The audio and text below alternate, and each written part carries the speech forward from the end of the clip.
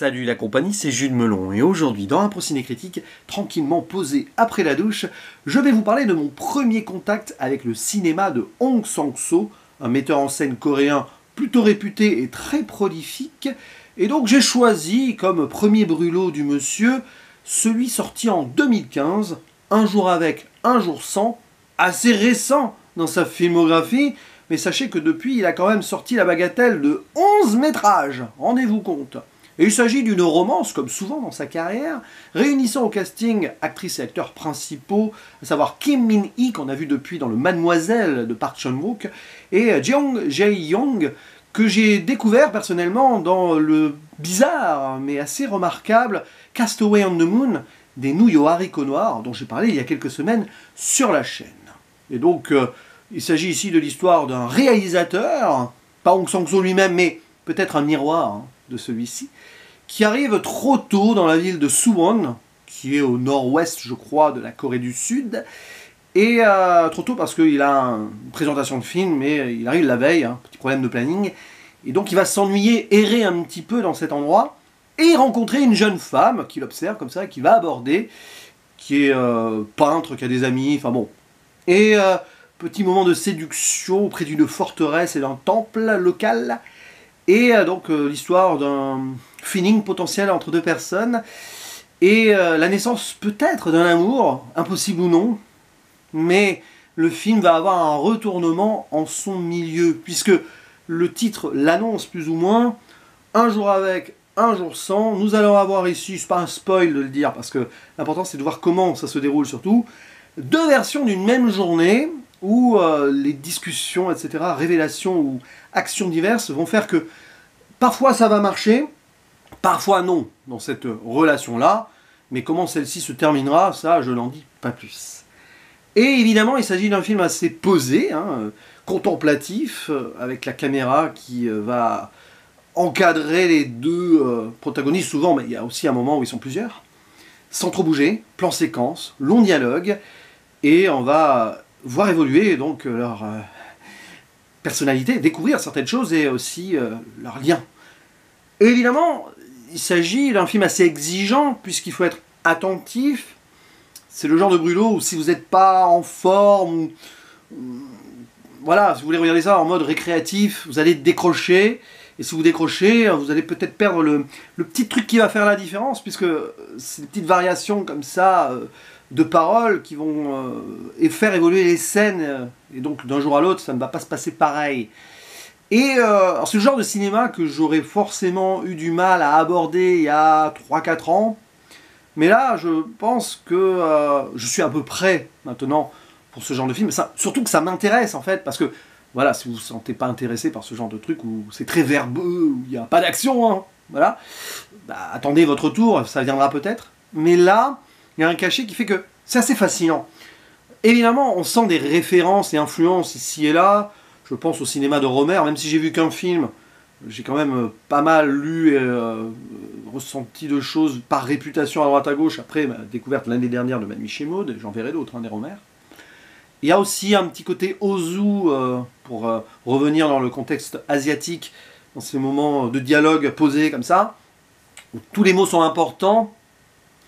Et c'est vrai que c'est intense parce qu'il y a presque un côté pseudo-fantastique dans cette histoire, même si c'est deux variations de la réalité possible, enfin, le jeu du destin, quoi. Tiens, ça s'est passé comme ça, mais s'il y avait eu ça, ça serait passé comme ça. C'est marrant parce qu'il y a un côté presque, mais c'est très différent. Un jour sans fin, vous connaissez ce film avec Bill Murray et Andie MacDowell, où le personnage de Bill Murray essaye de séduire celui de Andie MacDowell, mais en faisant des fautes, et il peut y réessayer tous les jours pour trouver le moment parfait, etc. Bon bref. Là, bon c'est pas ça, mais on pourrait imaginer le film ainsi avec plusieurs variations en mode série par exemple. Mais bon.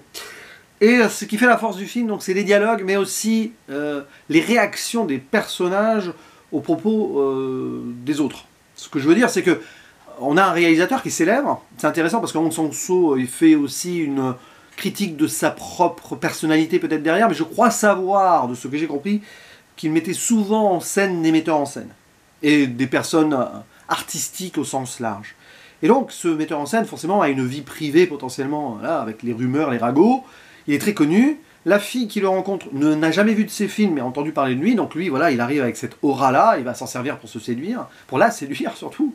Et à un moment, ils vont aller chez des amis à la fille, et il faut savoir que les amis à la fille connaissent très bien le monsieur, il y en a une qui est fan, mais l'autre qui connaît surtout sa réputation de coureur de jupons. Et donc là, ça va forcément casser son plan. Et pourtant, on sent que ce metteur en scène a vraiment un vrai coup de cœur, si ce n'est un coup de foudre, pour la jeune fille, enfin la jeune femme. Elle a quand même la trentaine, hein, attention, hein, mais là, ça reste une différence d'âge mineure, on va le dire comme ça, une dizaine d'années. Mais, donc, son monde s'écroule. C'est idéaliser ce monsieur à travers le nom et à travers ce qu'il a pu lui dire avant. Et après, ben, la réalité va rattraper. Et on a aussi cette réflexion sur le métier artistique au sens large, avec donc ce cinéaste qui est très, on va dire, porté sur l'alcool, mais je crois qu'Hong Sang-soo a eu sa période aussi, alors je ne sais pas si c'est toujours le cas ou non, mais ça a été compliqué là-dessus, donc je pense qu'il fait un discours sur ce point, où il se désinhibe et il va tenter des choses, dans l'une ou l'autre histoire c'est pas pareil, il y en a une où ça va aller plus loin, et ça va l'aider à dire les mots, ou pas, ou être maladroit ou non, et à un moment, il y a, vers la fin des histoires, où il présente son film, donc le lendemain, sur la première partie justement, on voit, il parle du pouvoir des mots, et il fait quand même une réflexion cynique sur la critique, alors que lui-même, à un moment, va critiquer l'art de la jeune fille qui est peintre. Vous voyez, c'est un peu marrant ça, parce que ça se répond par écho, par moment, que ce soit d'une partie à l'autre ou dans la même partie. Et je trouve ça passionnant, même si évidemment, ça va pas être ultime, dans le sens où c'est une première découverte pour moi, j'ai pas encore son cinéma avec la perspective, je vais dire entière. Celles et ceux qui ont tout vu à Hong Sang-soo ne doivent pas être si nombreux que cela, du moins en France, parce qu'il en a fait quand même une belle pelletée de films, et d'ailleurs, 2 l'année dernière, et je suis pas certain qu'ils sont sortis les 2 en France, peut-être l'un mais pas l'autre. Donc, il y a peut-être aussi un manque de contexte, hein, je m'en excuse pour celles et ceux qui connaissent bien le monsieur, peut-être que j'ai manqué forcément des subtilités, ou des références qu'il a pu faire à d'autres œuvres préalables, etc. Mais, sur l'histoire que j'ai ressentie là, il y a quand même quelque chose qui s'en sort et on voit un discours assez méta par moment, et surtout la relation de 2 êtres, hein, qu'on observe, nous, comme si on était attablés à côté, qui sont voilà, en train de parler à côté de nous, sur une table, enfin, assis à table dans un restaurant, on peut être espion, il y a un côté voyeuriste presque avec cette caméra qui est posée comme ça, qui fait des fois des zooms et des dézooms sur la réaction, plus la réaction que les propos d'ailleurs, de chacun. C'est intéressant. Et c'est un film que je reverrai certainement un jour, mais je reverrai d'autres, Hong Sang-soo. Peut-être que je trouverai une clé plus passe-partout sur son cinéma. Parce que là, voilà, j'en parle. Hein, mais il y a encore des choses, à mon avis, qui me paraissent un peu mystérieuses et opaques sur cette œuvre en particulier. Mais j'ai vraiment apprécié l'ensemble. Les dialogues sont parfois amusants, parfois un peu dramatiques. C'est ça aussi, ça dépend. Avec l'alcool aidant ou non. Le cadre aussi, cette Corée plus traditionnelle, hein, puisqu'on est près d'une forteresse un peu ancestrale. Et ce réalisateur qui débarque du grand monde comme ça et qui joue de sa réputation pour tenter des choses, mais qui est peut-être rattrapé aussi par le véritable coup de cœur qu'il ressent au final. Donc c'est très bien. Des situations cocasses aussi chez les amis et tout, mais bon. Et voilà. Mais c'est un film que je vous conseille en tout cas.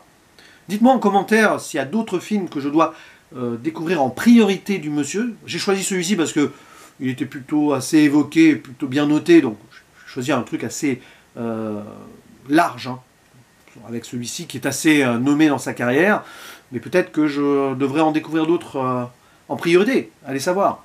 Mais en tout cas, ce sera un plaisir d'en parler avec vous en commentaire. N'hésitez pas donc, et je vous dis à la prochaine, ciao.